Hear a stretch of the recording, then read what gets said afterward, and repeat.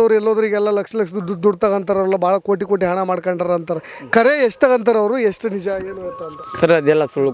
ಕೋಟಿ ಲಕ್ಷ ಗಂಟ್ಲೆ ದುಡ್ಡು ಅಂಕರು ಮಾಡಿಲ್ಲ ಸರ್. ಒಂದು ಹಳ್ಳಿ ಕಾರ್ಯಕ್ರಮಕ್ಕೆ ನಾವು ಹೋಗ್ಬೇಕಂದ್ರೆ ಸರ್, ಹನುಮಂತವ್ರು ಅವ್ರ ಕಮಿಟಿಯವ್ರು ಹೇಳಿದ್ರಂದ್ರೆ, ಹನುಮಂತು ಹಿಂಗೆ ಇವತ್ತು ಬರ್ಬೇಕಪ್ಪ ನೀನು ಅಂತ ಹೇಳಿದಾಗ ಸರ್, 10,000 5,000 ಕಮಿಟಿಯವ್ರು ಎಷ್ಟು ಕೊಟ್ಟರು, ಹನುಮಂತು ಇಷ್ಟು ಐತೆ ಅಂದರೂ ಖುಷಿಯಿಂದ ಹೋಗಿ ಕಾರ್ಯಕ್ರಮ ಮಾಡಿಕೊಟ್ಟು ಬಂದೀವಿ ಸರ್ ನಾವು.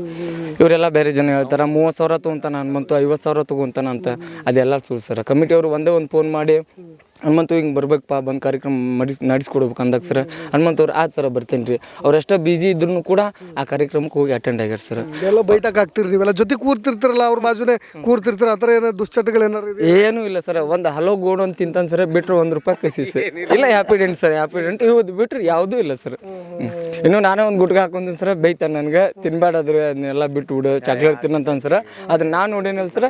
ಒಂದು ಹಲೋ ಗೋಡು ಬಿಟ್ಟರೆ ಒಂದು ಹ್ಯಾಪಿ ಡೆಂಟ್ ಚಾಕ್ಲೇಟ್ ಬಿಟ್ಟರೆ ಹನುಮಂತಿಗೆ ಯಾವುದಿಲ್ಲ ಸರ್.